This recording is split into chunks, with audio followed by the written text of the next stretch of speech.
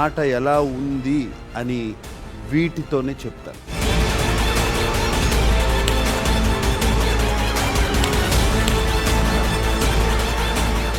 Are disaster సంచాలక్.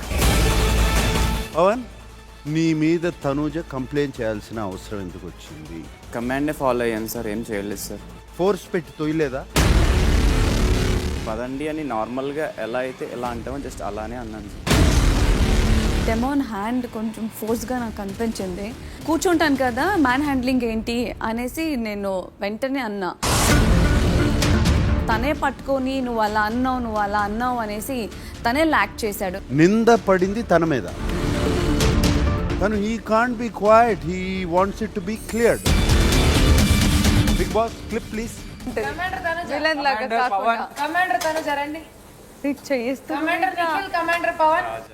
తనుజని kitchen slab మీద కూర్చోబెట్టండి. No man handling. Man handling ఏంటి? ఆర్డర్ ఇది. ఆర్డర్ ఓకే, చెప్పండి. అబ్బాయిలాగా హ్యాండిల్ చేస్తున్నారు. నిఖిల్, నీకేమనిపించింది? సార్ నేను వచ్చి ఇలా జస్ట్ టచ్ చేశాను సార్, దానికే మ్యాన్ హ్యాండ్లింగ్ అనేది. సో నేను కూడా కొంచెం హర్ట్ అయ్యాను, బట్ నేను అలాగా వదిలేసాను సార్ మ్యాటర్. బట్ పవన్ కొంచెం పర్సనల్గా తీసుకున్నాడు మ్యాటర్. నువ్వు 1 టైం కాదు 3 టైమ్స్ యూస్ చేస్తావు అండ్ మేమేం చేయలేదు కదా అంటే, ఏమో చేస్తావేమో, ఎత్తుకొని తీసుకెళ్తావేమో అని అంటే. సార్ మేబీ నేను అప్పుడు లైక్ చెప్పకపోయింటే వాడు పుష్ చేసినా చేసేవాడు సార్ నన్ను. ఇక్కడ జెండర్ డిఫరెన్స్ అనేది లేదు. మగపిల్లలు, ఆడపిల్లలు, సుకుమారంగా ఉండేవాళ్ళు, సుకుమారంగా లేని వాళ్ళు, ఇలా ఉండదు. నీకు ఇంకో వీడియో చూపిస్తాను.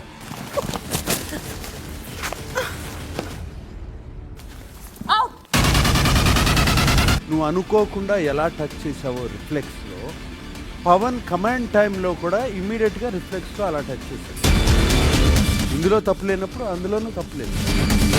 బుద్ధి లేకుండా, బుర్ర లేకుండా హౌస్లో ఉన్నటువంటి ఆడపిల్లల్ని మ్యాన్ హ్యాండిల్ చేస్తాడు ఆ నింద అలా ఉంచలేదు. బిగ్ బాస్ 9 ఈ రోజు రాత్రి 9 గంటలకు.